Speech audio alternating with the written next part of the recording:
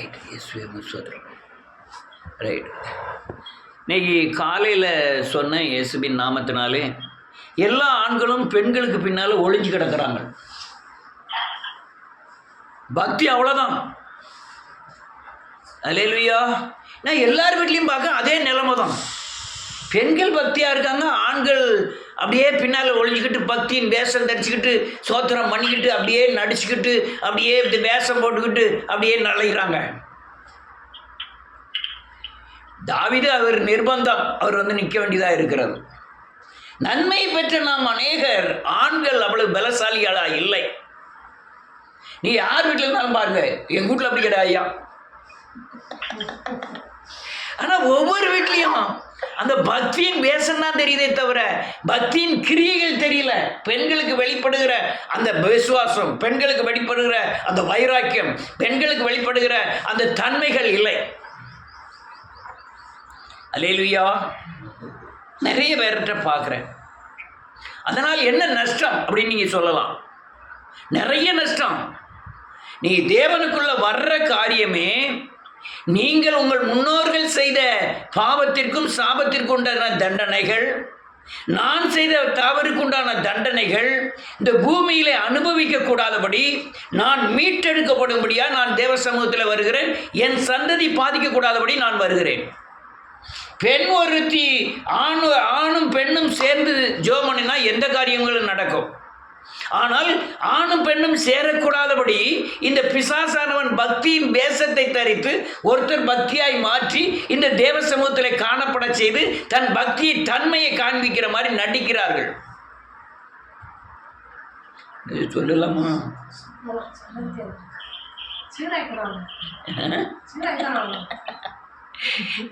எல்லாம் என்ன நீ யார் எந்த ஆம்பளைனாலும் சொல்லுங்க, அவங்க எப்படி நடந்துக்கிட்டாங்கன்னு நான் சொல்றேன். ரொம்ப அலுவலியா பக்தி மாதிரி காமிக்கிறவங்க பயங்கர துரோகியா இருப்பதை பார்த்தேன். ரொம்ப பக்தியின் வேஷம் தரிக்கிறவர்கள் தேவ சமூகத்தில் சத்தியத்தின் அடிப்படையில் வேத வசனத்தின் அந்த ஸ்கேலில் அளந்து பார்த்தீங்கன்னா ரொம்ப குறைவாய் காணப்படுகிறார்கள். தானியேல் அதே அதிக அழகாக சொன்னான். திராசில் வைத்தால் குறைவாய் காணப்படுகிறாய். வேத வசனம் என்ற திராசில் வச்சா மிக குறைவாய் காணப்படுகிறார்கள். பெண்களுக்கு இருக்கிற வைராக்கியம், பெண்களுக்கு இருக்கிற ஓட்டம், பெண்கள்கிட்ட ஐயா அந்த புரிந்து கொள்ளுதல், ஐயா நான் தேவனை சேவிக்கலன்னா என் பிள்ளைகள் பாதிக்கப்படும், என் பின்னால் உள்ள வாழ்க்கை பாதிக்கப்படும். ஆனால் கணவர்கள் அந்த தன்மை இல்லாதனால அவர்களுடைய தனிப்பட்ட வாழ்க்கையிலே அல்லையா விடுதலையை நான் காணலை. ஏதோ தேவையில் ஓடுறாங்க, ஏதோ பிரயாசத்தில் ஓடுறாங்க, அவனுக்குள்ள நோய் தீரலை. ஏதோ மனைவியோட செபத்தினால சில நோய்கள் அந்த தண்டனைக்கு உட்படாமல் நீக்கப்படுகிறதே தவிர அது நிரந்தரம் அல்ல. அல்லேலூயா. ஒரு ஸ்திரீ இருக்கிற பக்தியின் ஆத்தும விடுதலை ஒரு ஆணுக்கு இல்லைங்கிறது தான் நான் சொல்லுகிற காரியங்கள். நீங்க செய்யற ஒவ்வொரு தவறுக்கும் இந்த பூமியில சரி கட்டப்படும். அநீதிக்கேற்ற அநீதியும் நீதிக்கேற்ற நீதியின் பலனும் உங்களுக்கு கூட வருதுன்னு வேதம் சொல்லுகிறது. நான் அனுபவிக்கதே பார்த்துருக்கிறேன். அதுவும் நீங்கள் ரட்சிக்கப்படாமல் உலகத்தில் இருந்தால் கூட இந்த தண்டனை வராது. நீங்கள் ரட்சிக்கப்பட்டு பக்தியின் வேஷம் தரித்து தேவனை ஏமாற்றுன்னு சொல்லி தன்னையே ஏமாற்றிக் கொள்ளும் பொழுது அது பயங்கரமான வினையை கொண்டு வரும். நீங்கள் ரட்சிக்கப்படாமல் இருந்தால் கூட நீங்கள் படுகிற காயங்கள் அடிகள் ஒன்றுமே தெரியாது. அண்ணனை நம்பி, தாத்தாவை நம்பி, ஊர்காரனை நம்பி, சொந்த பந்தங்களை நம்பி, பணத்தை நம்பி நீங்கள் வாழ்ந்திருக்க முடியும். ஆனால் தேவனுக்குள்ள தேவனை மட்டும் வாழ்கிற ஒரு மனைவியையும் பலத்தை மட்டும் நம்பி வாழ்கிற ஒரு கணவனும் இணைந்து எப்படி குடும்பத்தில் விடுதலையான வாழ்க்கை வாழ முடியும்? வாழ முடியாது. இந்த ஸ்ரீ நான் தேவனை மட்டும் நம்புவேன், எனக்கு சாப்பாடு வேண்டாம், எனக்கு அதுலையா பணம் வேண்டாம், புகழ் வேண்டாம், தேவன் போதும்னு நினைக்கிற ஒரு ஸ்திரீயும், இல்லை பணம் தான் தேவை, உலக புகழ் தான் தேவை, உலக பலன் தான் தேவைங்கிற நினைக்கிற ஆணும் எப்படி இணைந்து தேவ சமாதானத்தில் வாழ முடியும்? திரும்பவும் சொல்றேன், நீங்க அல்லேலூயா செய்த காரியங்களுக்கும் உங்கள் முன்னோர்கள் செய்த காரியங்களுக்கும் இந்த பூமியில சரி கட்டப்படும். நீதி உள்ள தண்டனை நமக்கு விதிக்கப்படும். பரவாயில்ல, உலகத்தில் நடக்கிற அநேகருடைய தண்டனைகள் கொடுமையாக இருக்கிறது. அது அவங்களுக்கு யார், அதாவது உலகத்தில் உள்ள மனுஷரை குறித்து சொல்லுகிறேன். அநேகர் செய்கிற தவறுகள் அவர்கள் பிள்ளைகளோ அவர்களுடைய வாழ்க்கையிலோ பயங்கரமாய் பாதிக்கப்படுகிறார்கள். அதை உணர்வதே இல்லை. ஏமாற்றுவது, கொள்ளையடிப்பது, பிறர் வாழ்க்கையை கெடுப்பது, அல்லலையா தூஷணமாய் பேசுவது, அல்லலையா இப்படியெல்லாம் பல காரியங்களிலே உலக மனிதர்கள் இன்னொரு மனிதனை அல்லலையா சிறுமைப்படுத்துகிறார்கள். அது ஒரு தேவன் ஒருவர் இருக்கிறார், அவர் நீதி உள்ள நியாயாதிபதி, எல்லாவற்றுக்கும் ஒரு ரட்சிக்கப்பட்டவனுக்கும் ரட்சிக்கப்படாதவனுக்கும் இந்த உலகத்தில் உள்ள எல்லாவற்றுக்கும் அவர் நியாயம் இருக்கிறவர், அவர் தான் பாதுகாவலர் என்பதை அறிவில்லாமல் நடக்கிறார்கள் ஜனங்கள். நான் நிறைய பேர் பார்த்துருக்கேன். நான் ஒரு ரவுடி கோஷ்டிலேருந்து வெளியே வந்திருக்கேன். எங்கள் கூட இருந்தவன் பூராமே ரவுடி, அல்லலையா இன்னொருக்கு தேவனுக்கு பயப்படாதவன், அல்லலையா அதிகாரம் செலுத்துவதற்கோ, யாரையும் தாக்குவதற்கோ, அல்லலையா சிறுமைப்படுத்துவதற்கோ, யாரையும் வாழ்க்கையை கெடுப்பதற்கோ மிக துணிந்த ஜனங்கள் மத்தியில் தான் நான் இருந்து வெளியே வந்திருக்கிறேன். அவருடைய அழிவையும் பார்த்துருக்கிறேன். ஒரு மனுஷன் உண்டு, அது எங்கள் ஊருக்கு இந்த வீடியோ போகிறதுனால பேர் சொல்லலை. அந்த மனுஷனுடைய பேரை அந்த 5 கிலோமீட்டருக்குள்ளே எங்கன சொன்னாலும் பயப்படுவார்கள். அப்பேற்பட்ட மனுஷன் எந்த ஹோட்டலில் போய் சாப்பிட்டாலும் பைசா கொடுக்க மாட்டான். சினிமா தேட்டரில் எந்த இடத்துல போய் உட்காந்தாலும் அதே நானும் கடைபிடிச்சேன் கொஞ்ச நாளாக. ஆனால் ரவுடிகள் எல்லாம் அல்லலையா எல்லா ரவுடிகளும் அவனுக்கு கீழே இருப்பார்கள். அவனுடைய நிலைமை நியாயத்திற்கு வரும்போது நீதி அன்னைக்கு நல்லா இருக்கும். அன்னைக்கு அடுத்தவனை அடித்து பிடிச்சி வாங்கும்போதோ, தண்டை வாங்கும்போதோ, அடுத்தவனை சிறுமைப்படுத்தும் போதோ அன்னைக்கு நல்லா இருக்கும். 10 பேர் பின்னால் இருந்து அண்ணன் மாதிரி முடியாதுன்னு கைகட்டி நிற்கும் போது நல்லா தான் தெரியும், மேன்மையாக தான் தெரியும். ஆனால் தீர்ப்பு வரும் பொழுது அவர்கள் படுகிற பாடுகள் கொடியதாக இருந்தது. என்ன கொடியதாக இருந்ததுன்னா, இந்த காலை துரத்துட்டாங்க. 1 வருஷமா படுக்கையில் கிடந்து அழுகி சத்தம் போட்டு கதறி அழுது அவன் வாழ்க்கை முடிந்தது. இன்னொரு ரபடியே தெரியும், அல்லையா சார் மதவியில் என்னை எங்கே பார்த்தாலும் வணக்கம் போட்டுவோம். ஒரே பையன் காலேஜில் படித்தான், வயலில் தண்ணி பாய்க்க போகிறோம்ட்டு ஒருத்தன் வெட்டியை போட்டான். ஒரே பையனை காலி. வாழ்க்கையில் வாழ்ந்து என்ன பிரயோஜனம்? அல்லேலூயா. நியாய தீர்ப்பு அவன் எவனாக இருந்தாலும் சரி, அல்லையா பணக்காரனோ படித்தவனோ பலவீனனோ பலவானோ, இந்த பூமியில் பிறந்த எல்லா மனுஷனுக்கும் நியாய தீர்ப்பு உண்டு. சிலருடைய நியாய தீர்ப்பு முந்திக்கொள்ளும், சிலருடைய நியாய தீர்ப்பு பிந்தும். அந்த பிந்துகிற நியாய தீர்ப்பு அல்லையா நரகத்தில் போய் அவன் அனுபவிக்க வேண்டியதாக இருக்கணும், நல்ல பிள்ளைகள் அனுபவிக்க வேண்டியதாக இருக்கும். சிலருடைய கணக்கு முடிவதில்லை, நரகத்தோடு கூட முடிவதில்லை, அவ்வளோ அட்டுழியம் பண்ணி இருக்கிறார்கள். அந்த அட்டுழியத்திற்கு உண்டான பலன் அந்த பிள்ளைகள் அனுபவிப்பதை நான் பார்த்திருக்கிறேன். அல்லையா வேசித்தனம் பண்ண அநேக பெண்களை பார்த்திருக்கிறேன். அவருடைய மரணத்தின் முடிவையும் பார்த்திருக்கிறேன். விபச்சாரக்காரனை பார்த்திருக்கிறேன், அவனுடைய மரணத்தின் முடிவை பார்த்திருக்கிறேன். அல்லையா அட்டுழியம் பண்ணுகிற, வட்டிக்கு கொடுக்கிற அநேகருடைய வாழ்க்கையை கெடுக்கிற மனுஷன்களை பார்த்திருக்கிறேன், அவர்களுடைய முடிவையும் பார்த்திருக்கிறேன். ஆனால் இந்த முடிவு வேறு, கிறிஸ்துக்குள்ள வந்து தேவனை ஏமாற்றுகிற முடிவு வேறு. 2 பேருக்கும் அதுவும் துரோகம்தான், இதுவும் துரோகம்தான். அல்லேலூயா. என்ன ஒருத்தர் சவுண்டே காணல. அல்லேலூயா. என்ன கடன்னு பேசாம நினைக்கிறீங்களோ? சத்தியம் எல்லாத்துக்கும் பொதுவானது. எனக்கும் வெட்டும், உங்களையும் வெட்டும். அது இருபுறம் கருக்கு உள்ளது. அது என்னையும் வெட்டும், உங்களையும் வெட்டும். ரைட். இயேசுவின் நாமத்தினாலே இந்த நீதியான நியாய தீர்ப்பு எதில் போய் முடியுதுன்னா, ஒன்று அல்லையா பஞ்சம், பட்டயம், கொள்ளை நோய். சொல்லுங்க.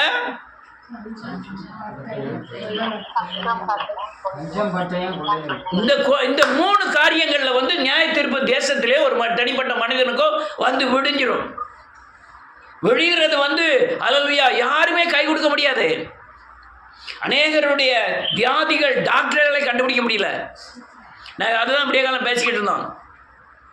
ஐயா வயிற்று வலின்னு சொல்லி போனீங்கன்னா அது வயிற்றுக்குள்ள கடைசி நரம்பு வரையும் என்ன இருக்குன்னு கண்டுபிடிக்கக்கூடிய மிஷின்லாம் இருக்கு. அதுக்கு உள்ள இருக்கிற அணுக்கள், நுண்ணுயிர்கள், அது கூட மிஷின் வச்சிருக்காங்க. ஆனால் அதை கூட கண்டுபிடிச்சு சரி பண்ண முடியாத அளவுக்கு வியாதிகள் இப்போ பெருகிட்டு இருக்கு. நீ யாரோ எவனமா, நீ லவ் பண்ணி கல்யாணம் முடிச்சிருந்தனா ஆணோ பெண்ணோ உன் பிள்ளை அதே மாதிரி தான் மாறும். உங்கள் கணவரோ மனைவியோ யாரோ லவ் பண்ணி ஏதாவது ஒரு காரியம் பண்ணியிருந்தாலும் உங்கள் லைனில் பூராமே அப்படி தான் மாறும். ஆனால் நீ முற்றுப்புள்ளி வைப்பதற்காக தான் கர்த்தர் உங்களை தெரிந்திருக்கிறார். நீங்கள் தேவ சமூகத்தில் நின்று அதிலிருந்து விடுதலை ஆகணும். அப்படி இருந்தும் அல்லையா நீங்கள் மறுரூபமாகி கண்களின் இச்சையிலிருந்து விடுதலை ஆகும் வரை அந்த வேசித்தனத்திற்கு உண்டான அல்லையா தண்டனை நீங்கள் அனுபவித்தே தீரணும். ஐயா நான் வேதத்தில் வந்துட்டேன், பயங்கர அட்டுழியம் பண்ணியிருக்கேன், வேதத்தில் வந்துட்டேன், ஞானஸ்தானம் பண்ணிட்டேன், நான் ஊழியக்காரனாக மாறிட்டேன், ஆனாலும் எனக்கு கொடுக்குற உபத்திரவங்கள் என் படிகளுக்கு படியாய் மாறும், நான் வளருவதற்கு உண்டான படியாய் மாறும். ஆனால் நீ ரட்சிக்கப்படாமல் படுகிற பாடுகள் உங்களுக்கு நரகத்தை நோக்கி இழுத்து செல்லும். நான் தேவனுக்குள்ளே வந்து ஏகப்பட்ட அட்டுழியம் அக்கிரமங்கள் பண்ணிட்டு தான் வந்தேன். அதுக்கப்புறம் இங்கே வந்து படாத பாடுபட வேண்டியதாக இருந்தது. தேவனுக்குள்ளே வந்து என் சுயம் படைப்பதற்கும் என் சுவாபம் மாறுவதற்கும் நான் தேவனுக்குள்ளே வளருவதற்கும் அந்த என்னுடைய தண்டனை எனக்கு படியாய் மாறிட்டு, என் கண்களின் நீச்சையிலிருந்து என்னை விடுதலையாக்குவதற்கு தேவன் கொடுத்த அநேக சிக்ஷைகள் என் கண்களின் நீச்சையிலிருந்து விடுதலையாக்கியது என் ஊழியத்திற்கு அது படியாய் மாறியது. ஆனால் நீ தேவனிடத்தில் நீ பெற்ற தண்டனைக்கு மனம் திரும்பவில்லை ஆனால், அல்லேலூயா, நீ மனம் திரும்பவில்லை ஆனால் அல்லேலூயா, அது தண்டனையாய் மாறாது, அது வளர்ச்சியின் படியாய் மாறாது, அது தண்டனைக்கு அப்புறம் நரகத்துக்கு போய் சேரும். அல்லேலூயா. அநேகர் நினைக்கிறாங்க என் மனைவி ஜெபம் பண்ணுதா அதனால நான் பாதுகாக்கப்படுவேன். அநேகர் நினைக்கிறேன் என் மனைவி பக்தி வைராக்கியமாக இருக்கா அதனால எனக்கு ஒன்றும் கவலை இல்லை, என் பிள்ளைகளுக்கு கவலை இல்லை. அதெல்லாம் அறியாத மூடர்கள். நீ விடிய காலம் வாசித்தது போல அல்லேலூயா கர்த்தர் பட்டயமும் பஞ்சமும் அல்லேலூயா கொள்ள நோய் அனுப்பும்போது டேனியல், யோபு, அல்லேலூயா யாரு நோவா முதலர் இருந்தாலும் அவருடைய ஆத்மா மட்டும்தான் தப்பிக்கமே தவிர பிள்ளைகளுடைய ஆத்மா தப்பிப்பதில்லை. அல்லேலூயா, தப்பிப்பதே இல்லை. நான் ஏன் இந்த எச்சரிப்பின் செய்தியை கொடுக்கணும்னா பயங்கரமான வேதனையில் சொல்லி கொண்டிருக்கிறேன். சபைகள் சீரழிந்து கொண்டிருக்க காரணமே அல்லேலூயா குடும்பம் ஒருமனப்பட்டு தேவனை துதிக்காதுதான். ஐயா ஒரு ஆளு கல்யாணம் முடிஞ்சு போயிட்டாங்க, பிரச்சனை இல்லை, அது அவங்க கணவன் மனைவிக்குள்ள பிரச்சனைகள். ஆனால் உன் பிள்ளை உன் கையில் இருக்குதுன்னு நீ சத்தியத்துக்கு அவங்களை நடத்தலைன்னா நீ பாதிக்கப்படுவா. யாராக இருந்தாலும் சரி, சோறு போடாத. தேவனுக்குள்ள இருந்து ஒரு தப்பு பண்ணாத சோறு போடாத, வீட்டுக்குள்ளே ஏற்றுக்கொடாத. அப்படிலாம் நீ வாழ்ந்தாதான் இந்த உலகத்தில் பொல்லாங்குக்கு விலைக்கு உங்கள் பிள்ளைகளை பாதுகாக்க முடியும். அல்லேலூயா, ரைட்டு. இது நீ ஆனால் தவறு பண்ணிட்டேன், ஆண்டவர்கிட்ட வந்துட்டேன், இனிமேல் நான் வைராக்கியமாக இருப்பேன், நான் தேவனை பாவம் செய்ய மாட்டேன், சத்தியத்துக்கு இணங்கி நடப்பேன், தேவனுக்கு பயந்து நடப்பேன் அப்படின்னு நீங்கள் அர்ப்பணிச்சிங்கன்னா இந்த கொடிய தண்டனையிலிருந்து நீங்கள் தப்பிக்கொள்ளலாம். ஆனால் நான் பக்கத்தில் உள்ள சர்ச்சு தான் பல தடவை இதில் சொல்லியிருக்கேன். ஒவ்வொரு ஆளும் மாண்டு போகிறதை என் கண்ணால் காண்கிறேன். வேதனையிலும் துக்கத்திலையும் அல்லேலூயா. இங்கேயும் அநேகர் தொடச்சிக்கலாம் இருக்கிறாங்க. பாதிக்கப்படுவீர்கள். இயேசுவின் ரத்தம் ஒன்று தான் பாதுகாப்பு. நீ தொடச்சிக்க நடிப்பு இதெல்லாம் உங்களுக்கு பயங்கரமான வேதனையை கொண்டு வரும். அல்லேலூயா. நடிப்பு யார்கிட்ட? என்னை ஏமாத்திடலாம், தேவனெல்லாம் சட்டத்தெல்லாம் ஏமாற்றவே முடியாது. தேவனுடைய பார்வையில் அவர் முகதாட்சியம் பார்க்கறது இல்லை, சமரசமே கிடையாது. அல்லேலூயா. இளையவன் பெரியவன் படித்தவன் படிக்காதவன் கருப்பன் செவப்பன் அப்படின்னு அவர் பார்க்கிறதே இல்லை. நீதினா நீதி, அநீதினா அநீதி தான். ஆனால் மனம் திரும்பி தேவனுக்கு தேவ சத்தியத்துக்கு தான் நான் அர்ப்பணிக்கணும். அநேகர் நல்ல ஜெபம் பண்ணுறாங்க, ஒரு வசனத்தை கூட நடைமுறைப்படுத்த கிடையாது. அநேகர் நல்ல அல்லேலூயா கரெக்டாக 10 மணிக்கெல்லாம் வந்துருக்காங்க, நல்ல ஜெபம் பண்ணுறாங்க, நல்ல தேவனுக்காக ஓடுறாங்க, பிரயாசம் பண்ணுறாங்க. ஆனால் பாவம் அல்லேலூயா இருதயத்தில் இருக்கிற பாவத்தை மறைக்க தான் பார்க்கிறார்களே தவிர தேவனை சேவிக்க வேண்டும் என்று நினைப்பதில்லை. அல்லேலூயா. நல்ல இவ்வளோ கட்டண்டேட்ட பேச காரணம் நான் யாரை நம்பி இல்லை. தேவன் போதும். அல்லேலூயா. ரைட்.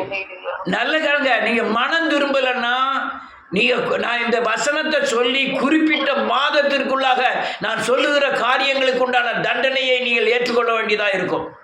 அது உங்கள் காதில் விழுவதற்கு முன்பு அது உங்களுக்கு தண்டனையாக வராது. தேவ சத்தியம் எனக்கு போதிக்கப்பட்டு நான் உங்கள் காதுகளிலே உங்கள் இருதயத்தில் போட்ட பிறகு நீங்கள் 2 மாதத்துக்குள்ள அல்லது 1 மாதத்துக்குள்ள 60 நாள் அல்லது 40 நாள் இதுக்குள்ளே நீங்கள் சரியான லைனுக்கு வரலன்னா கண்டிப்பாக அந்த தண்டனையை ஏற்றுக்கொள்ள வேண்டியிருக்கும். எழுதினாலும் வச்சுக்கொடுங்க.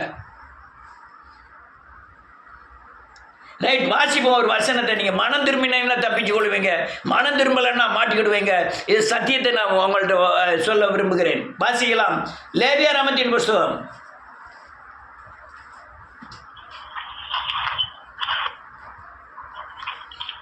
6 முதல்ல ஒரு வசனத்தை வாசிக்கணும். 2 கொரிந்தியர் புத்தகம் 5வது அதிகாரம் 10வது வசனம்.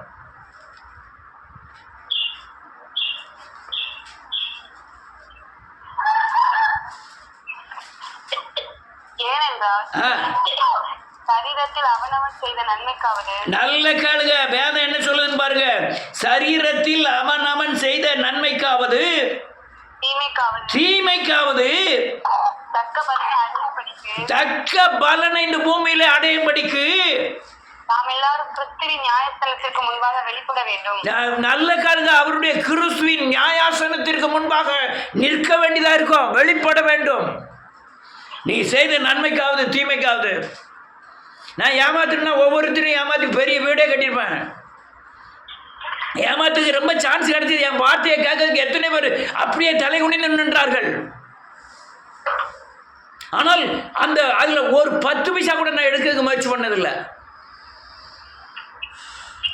எதுக்கு? அது நான் கிரையம் கட்டணும், எனக்கு தெரியும். நான் உழைக்கிறேன். ஒரு குடும்பத்திலிருந்து வருகிற பிசாசின் தாக்குதலை நான் சந்திக்கிறேன். என் சரீரத்தில் அவங்க பிசாசின் தாக்குதலுக்கு உண்டான பாரத்தை சுமக்கிறேன். இருக்கிற எல்லாரை காட்டிலும் என் சரீரம் அதிகமாக நொறுக்கப்பட்டது. அதில் அவர்கள் விடுதலை ஆகிறார்கள், அதில் ஆசீர்வதிக்கப்படுகிறார்கள். அந்த ஆசீர்வாதத்தின் ஒரு பகுதியாக நான் சாப்பிட்டு இருக்கேன். அதில் வஞ்சிக்கிறவர்கள் அநேகர் உண்டு. நான் சும்மா ஒன்றும் சாப்பிடல. ஒவ்வொரு ஆளுக்கும் தேவ சமூகத்தில் நின்று ஒவ்வொரு ஆளுக்கும் பேக்ரவுண்டில் இருக்கிற சாபத்திற்கும் அவங்க சேவிச்ச விக்கிரகத்துக்கும் எதிர்த்து நின்று அவர்களுக்கு சத்தியத்தை சொல்லி விடுதலை ஆக்குவதற்குள்ளாக நான் என் சரீரத்திலே அந்த பிசாசின் தாக்குதலுக்கு உட்பட்டு பல கோணங்களிலே காயப்பட்டு அவங்க விடுதலை ஆன பிறகு தேவனை கனம் பண்ண வேண்டும் என்று கொடுக்கிற அந்த காணிக்கையில் நான் என் வாழ்க்கையில் என்னுடைய பூர்த்தி செய்து கொள்கிறேன். அநாசியமாக யார்ட்டையும் 10 பைசா வாங்கின கிடையாது. நான் சத்தியத்தை மறைப்பதற்கு உண்டான வாழ்க்கை எனக்கு கிடையாது. யார் வந்தாலும் சரி வராட்டாலும் சரி சத்தியம் தான். இதை பின்பற்றினா நீங்கள் தப்பித்துக் கொள்வீர்கள், இல்லைன்னா மாட்டிக்கொள்வீர்கள். எல்லாருமே நன்மைக்காவது தீமைக்காவது அவர் கிறிஸ்துவின் சிங்காசனத்தின் முன்பாக ஒவ்வொரு நாளும் நிற்க வேண்டிய காலமாக இருக்கிறது. இது இன்னொரு வசனத்தை வாசிப்போம். லேவியராகமத்தின் புத்தகம் 26வது அதிகாரம் 40வது வசனத்திலிருந்து வாசிக்கலாம்.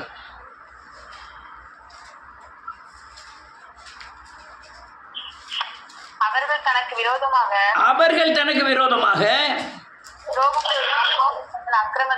அக்கிரமத்தையும் தங்கள் பிதாக்களின் அக்கிரமத்தையும் அறிக்கையிடுவதுமன்றி. நல்ல காலங்க, உங்க அக்கிரமம் மட்டுமில்ல, உங்க பிதாக்களுடைய அக்கிரமம் உங்களை பின்தொடருது. அதுக்காகவும் அவர்கள் எனக்கு எதிர்த்து நடந்தபடியால் நானும் அவர்களுக்கு எதிர்த்து நடந்து. யாருக்கு?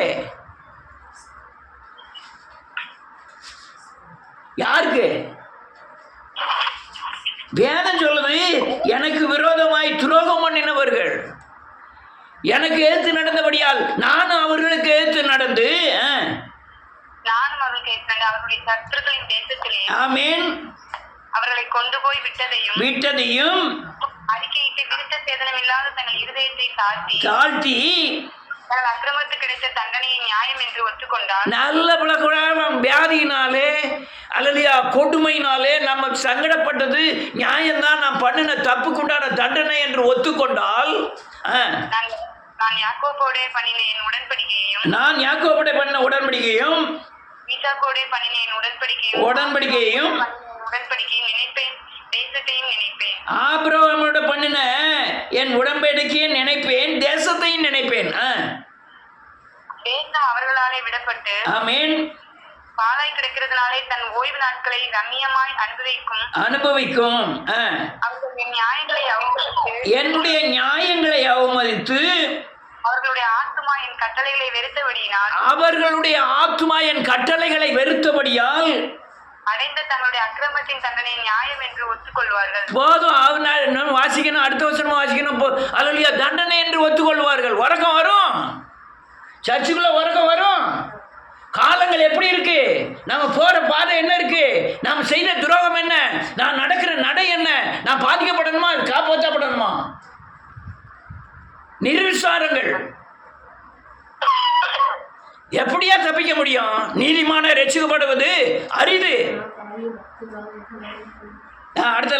அடுத்த நிலை இருக்கு.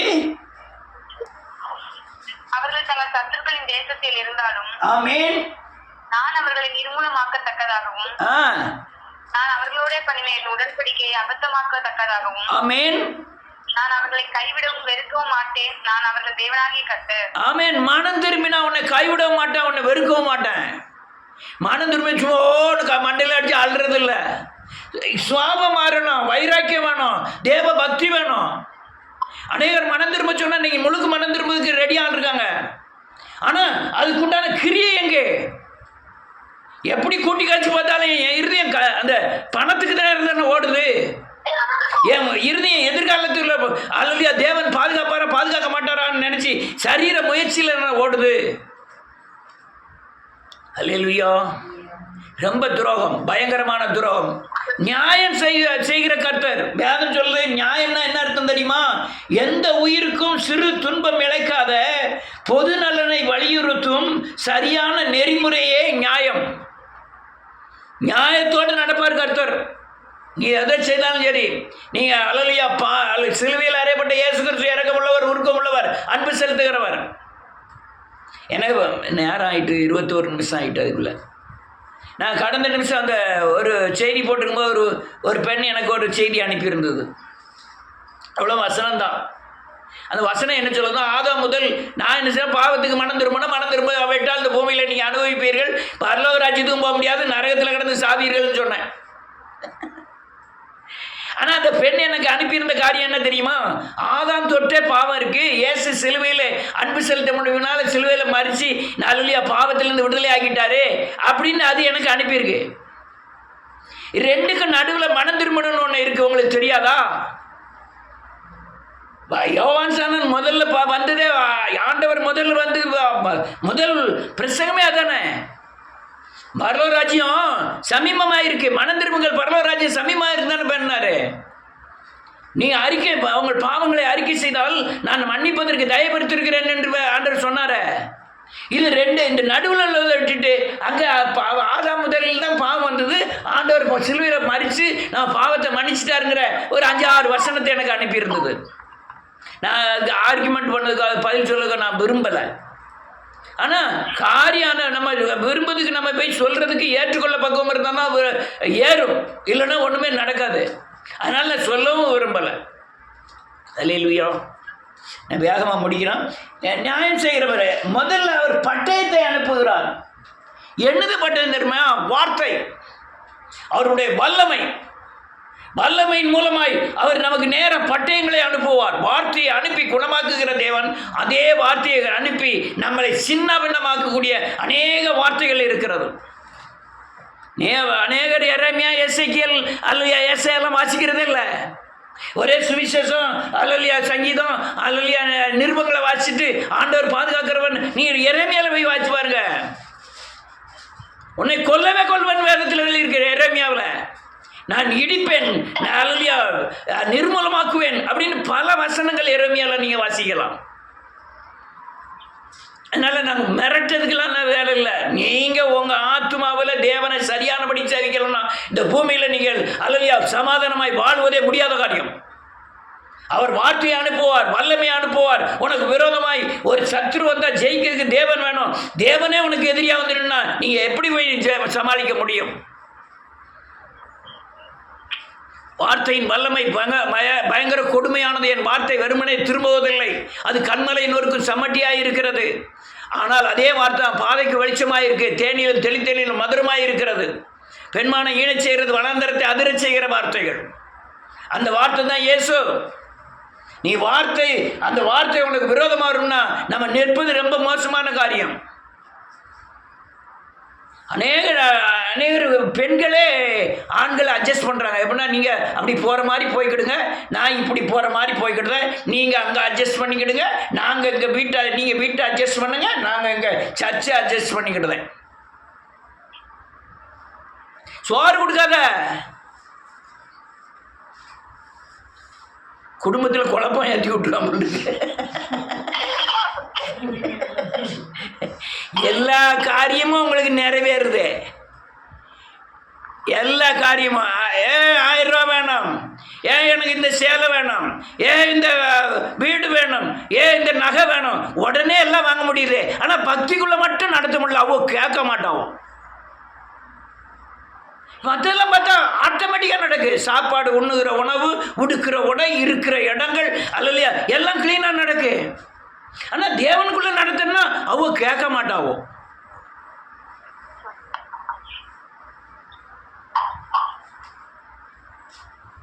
நீ பெண்கள் சிஸ்டர்மார்கள்லாம் என் மேலே கோவப்பட்டாலும் பரவாயில்ல, இதுதான் நடக்கு, இதுதான் நடந்துக்கிட்டு இருக்கு.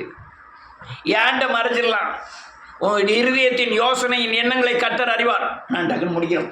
அடுத்தல ஒரு வசனத்தை வாசிப்போம். ஓசியாவின் புஸ்தகம் 4ஆவது அதிகாரம். நான் 5 நிமிஷத்தில் முடிக்கணும், தான் வேக போகிறேன். ஓசியாவின் புஸ்தகம் 4ஆவது அதிகாரம்.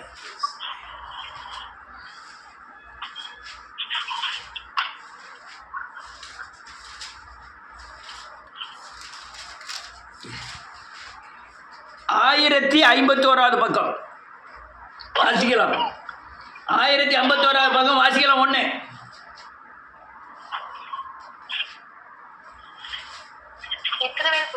இஸ்ரவேல் புத்திரரே கர்த்தருடைய வார்த்தையை கேளுங்கள். இஸ்ரவேல் புத்திரர் யாரு? நம்ம தான். கர்த்தருடைய வார்த்தையை கேளுங்கள்.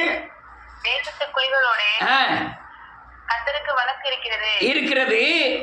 அதே என்றால் தேசத்தில் உண்மையும் இல்லை, தேசத்துல உண்மையும் இல்லை, இரக்கமும் இல்லை, தேவனை பற்றிய அறிவு இல்லை.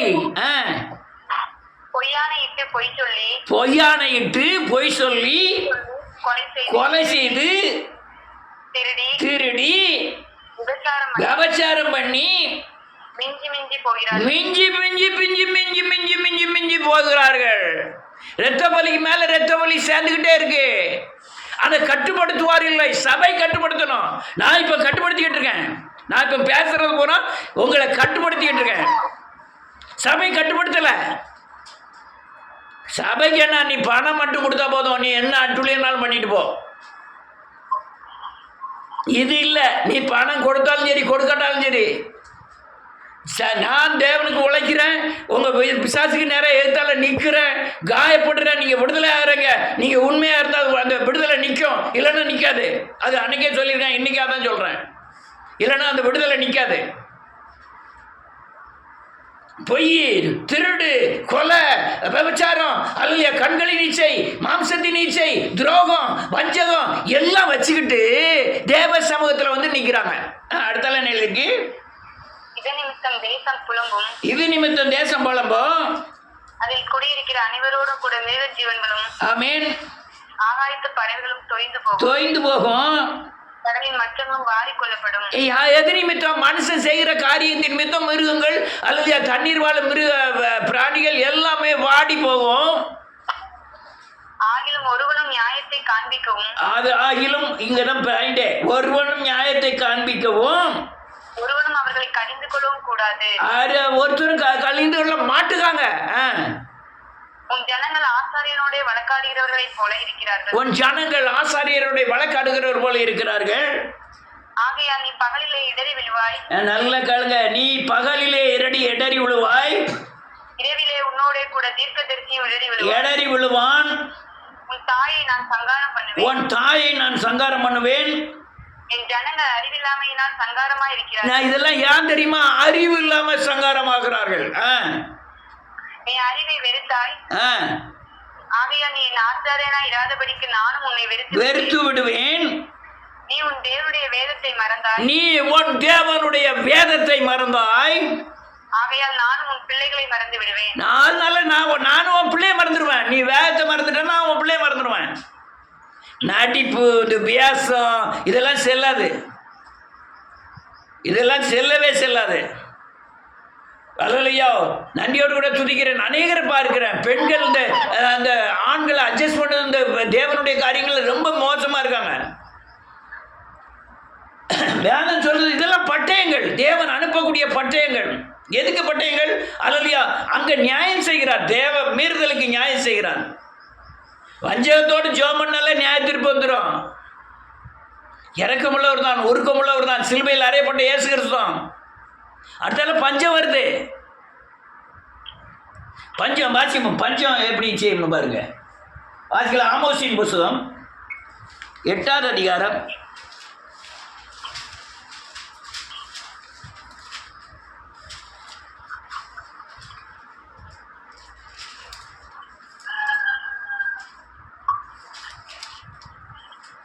1070வது பக்கம், 11வது வசனத்திலிருந்து 1070வது பக்கம்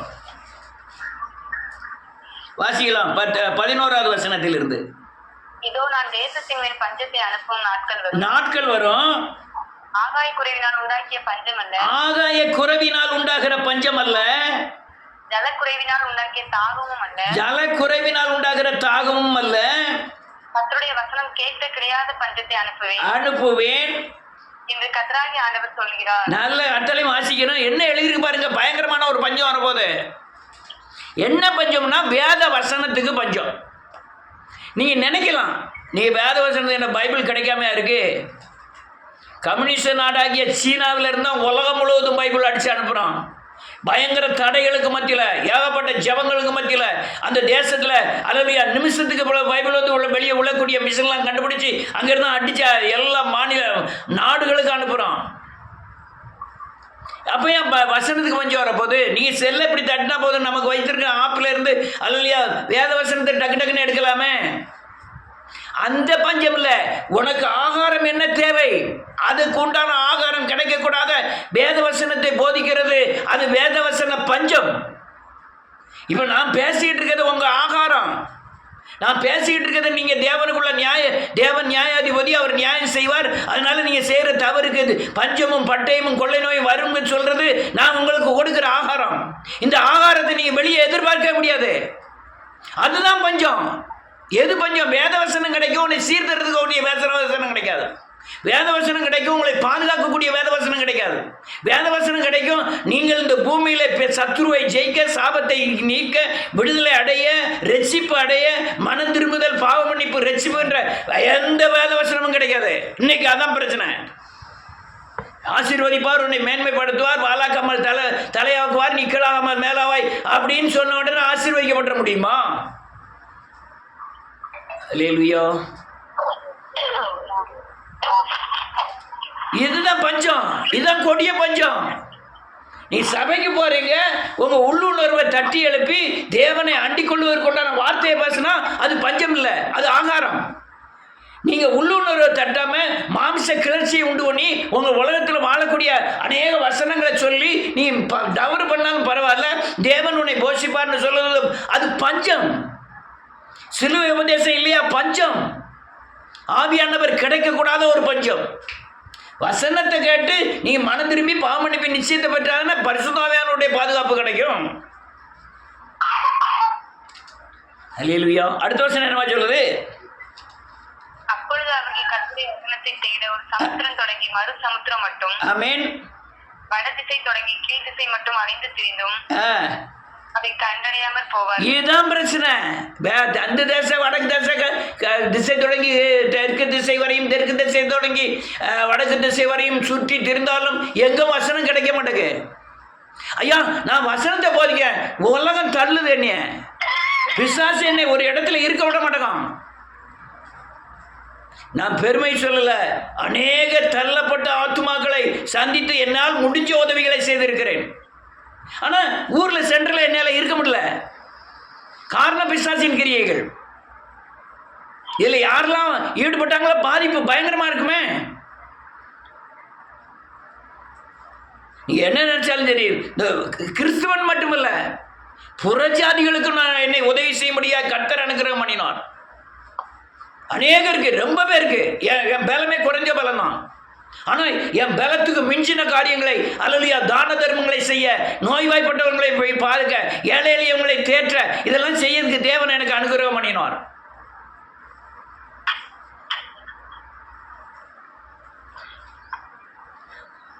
பஞ்சம் வரப்போதில்லை, வந்துட்டு எங்கேயுமே அல்லலியா ஆகாரம் கிடைக்கல, ஆகாரமே கிடைக்கல. இந்த ஆகாரம்லாம் டூப்ளிகேட். இந்த இப்போ கிடைக்கிற ஆகாரங்கள்லாம் பயங்கரமான டூப்ளிகேட். அது வெளியில் கலர் நாடிச்சிருக்க தவிர உள்ள ஒன்றும் கிடையாது, ஒரு சத்து கிடையாது. நான் இப்போ இங்கே சொல்கிற ஆகாரம் உங்கள் ஆத்மா உயிர்ப்பிக்க, உள்ளுணர்வை உயிர்ப்பித்து தேவனை சேவிக்க வைக்கும். ஆனால் கேட்பார் இல்லை, பின்பற்றுவார் இல்லை. இதான் பிரச்சனை. இதான் பயங்கர பஞ்சத்துக்கு அடையாளம். அடுத்தல ஒரு வசனம், அவர் கொள்ளை நோயை அனுப்புவார். கொள்ளை நோய்னா என்ன தெரியுமா? இந்த உலகத்தில் அல்லையா நீங்கள் சேர்த்து வைத்திருக்கிற பொருள் திடீர்னு அல்லையா கள்ளம் வந்து கலாண்டு போயிட்டானா அதுக்கு பேர் என்ன பேர்? நீங்கள் 40 வருஷமாக சேர்த்துருக்கீங்க, பீரோவில் வச்சுட்டு சர்ச்சுக்கு வந்துட்டீங்க. அவன் பீரோவில் உடச்சி 40 வருஷம் சேர்த்து ஒரே நாளில் கொண்டு போயிட்டான். அதுக்கு பேர் என்ன பேர்? அதுக்கு பேர் தான் கொள்ளை. என்னது? கொள்ளை. நீங்கள் உங்கள் ஆத்மாவை உயிரை அல்லையா உங்கள் உயிரை உங்கள் ஆத்மாவை இந்த பொருட்களை பார்க்கிலும் மேன்மையாக வைத்திருக்கீங்க. நீங்க ஆத்மாவில் இயேசு கிறிஸ்துவை ஜீவனை வைத்திருக்கீங்க. அந்த ஜீவனை பிசாசானவன் திடீர்னு ஒரு நாள் வந்து அது ஒண்ணுமில்லாம ஆக்கிடுவான். இயேசுவை மறுதலிக்க வச்சிருவான். இந்த கொள்ளை நோய் என்ன செய்யும்? ஆத்மாவில் ஜீவன் இல்லாம ஆக்கிரும். இப்போ இந்த வர்ற கொரோனா, அந்த கேன்சரு, கொரோனா, முந்தியெல்லாம் இந்த கால்ரா, இதெல்லாம் பயங்கர கொள்ளை நோயாக இருந்தது. இன்னைக்கு பார்க்குற மனுஷன் விடியாலம் பார்த்து ஆள் அவுட் ஆயிரம் கொண்டு போய் அடக்கம் பண்ணிடுவாங்க. கேன்சர் அப்படிதான். இன்னைக்கு பார்க்குற ஆள் அப்படியே உரிக்கான ஆளை சொல்லி முடிச்சிருது. இதெல்லாம் கொள்ளை நோய்கள். அதே போல ஆவிக்குரிய கொள்ளை நோய்கள் நல்ல தேறினவனும் கூட சரியானபடி ஜெபிக்காதனால, சரியானபடி மனம் திரும்பி இயேசுவை போல் மாறாதனால வருகிற கள்ள உபதேசங்கள் அவனை சின்ன வண்ணமாக்கிறது. நீ எங்கனாலும் பிரசங்கத்துக்கு கேட்க போங்க, எங்கனாலும் சர்ச்சுக்கு போங்க, பிரச்சனை இல்லை. ஆனால் நீங்க மனம் திரும்பலும் பாவமன்னிப்பும் இல்லாத எந்த இடத்துக்கு போனாலும் நீங்க மாட்டிடுவீங்க. அங்க உங்க ஜீவன் அவுட் ஆயிரும். அவ்வளவுதான். இயேசுவே தப்புங்கிற மாதிரி நீங்க பேச ஆரம்பிச்சிருவீங்க. ஆனால் உங்களுக்கு நிறுவ தெரியணும், இது சரியான உபதேசமா இல்லையா, இது போதிக்கிற சரியான நிறுவ தெரியணும். இப்போ நீங்க வேற சர்ச்சிலாம் உட்காந்து கேட்டுட்டு இருக்கீங்க, உங்களுக்கு நிறுவ தெரியணும், இவன் தாமஸ் பேசுறது சரியானா இல்லையாங்கிறத நிறுத்த தெரியணும். அல்லேலூயா. இல்லைன்னா உங்க ஜீவன் கொள்ளடிக்கப்பட்டுரும் பிசாசினாலே. இன்னைக்கு அநேக அந்திகிறிஸ்துகள் அநேகருடைய ஜீவனை கொள்ளை கொண்டு போயிட்டாங்க. இது ஒரு பயங்கர கொள்ளை நோய். இது தேவ தீர்ப்பு. என்ன தீர்ப்பு? நீ சரியானபடி தேவனை சேவிக்கலன்னா எங்கனையா போய் கால் தட்டி கீழே விழுந்துட வேண்டியது இருக்கும். உபதேச குழப்பங்கள் நிறைய இருக்கு. அநேகர் போய் மாட்டி அல்லையா கண் சொருகின குருடர்களாய், அவங்க சொல்றது சரின்னு நினைக்கக்கூடிய பயங்கர குருடர்களாய் மாறி சிக்கி தவிக்கிறாங்க. அநேகர் நினைக்கும் போது நினைப்பேன், இவங்களாம் ரசிக்கப்படாமல் இருப்பது ரொம்ப நல்லது. படித்தவர்கள், ரொம்ப நாள் சர்ச்சை தலைமுறையாக சர்ச்சுக்கு போறவர்கள் சில உபதேசங்கள்ல போய் சிக்கி அல்லையா இயேசுவை மறுதலித்து பூமியில வாழக்கூடியவர்களாக இருக்கிறார்கள். விடுதலை இல்லாமல், பாதுகாப்பு இல்லாமல், வீட்டில் பிள்ளைகள் அடங்காமல், இப்படிலாம் அநேக காரியங்கள் நடந்துக்கிட்டு இருக்கு. இந்த காரியங்களுக்கெல்லாம் நல்லா புரிஞ்சுக்கிடுங்க. நீங்கள் சரியானபடி மனம் திரும்பி அல்லேலூயா கர்த்தர் செய்கிற காரியங்கள் எல்லாம் அல்லேலூயா நன்றியோடு கூட துதிக்கிறேன், இயேசுவின் நாமத்தில் மனம் திரும்பினால் என்னை பாதுகாப்பாருங்கிற விசுவாசத்துக்குள்ளே வந்து நீங்கள் தேவனுக்குள்ளே இருந்தால் மட்டும்தான் இந்த பூமியில் பாதுகாக்கப்படும். நீங்கள் செய்கிற ஒவ்வொரு தவறுக்கும் அந்த பூமியில் நீங்கள் சரி கட்டப்படுவீர்கள், நியாயம் தீர்க்கப்படும். வேதம் சொல்லுது நியாய தண்டனை உங்களுக்கு வழங்குவார்னு வேதம் சொல்லுது. அது எப்படி இருக்கும்? பஞ்சமாக இருக்கலாம், பட்டயமாக இருக்கலாம், கொள்ளை நோயாக இருக்கலாம். பஞ்சமும் பட்டயமும் கொள்ளை நோயும் தேவன் அனுப்பும்போது தேவனே உங்களுக்கு ஏற்று நின்னா யார் பாதுகாக்கப்பட முடியும்? அதனால உண்மை உள்ளவர்களாய் வாயை திறந்தா உண்மை வரணும். இருதயத்தின் நிறைவில் இருதயத்தில் உண்மை நிறைந்திருக்கணும், பரிசுத்தம் நிறைந்திருக்கணும். கண்களின் பார்வை, ஐம்புலன்களின் கிரியைகள் அல்லையா வேத வசனத்துக்கு அடங்கணும். அல்லையா இருதயத்தின் நினைவினால் வாய் பேசும். அந்த இருதயத்தின் நிறைவு தேவனுக்குள்ள இருக்கணும். இல்லைன்னா நீங்க தண்டிக்கப்படுவீர்கள். நீ யாரா இருந்தாலும் தண்டிக்கப்படுவீர்கள். ஒருவனும் தப்பி போவதில்லைன்னு வேதம் சொல்லுது. ஒரு ஆள் கூட தப்பி போவதில்லை. ரைட், நல்லா புரிஞ்சுக்கிடுங்க. இதெல்லாம் காரியங்கள். அதனால் தேவன் செய்கிற காரியங்கள் எல்லாம் நன்மைக்கு ஏதுவாக தான் இருக்கும். அதனால் மனம் திரும்பி உண்மையோடு தேவனை சேவிக்க கற்றுக்கொள்ளுங்கள். அப்போ இந்த உலகத்தில் நீங்கள் பாதுகாக்கப்படுவீர்கள். எதிர்த்து நிற்பீர்களாகில் பட்டயத்துக்கு இரையாவீர்கள் வேதம் சொல்லுது. கர்த்தர் உங்களை ஆசீர்வதிப்பாராக. எல்லாரும் முழங்கால் படியிடலாம்.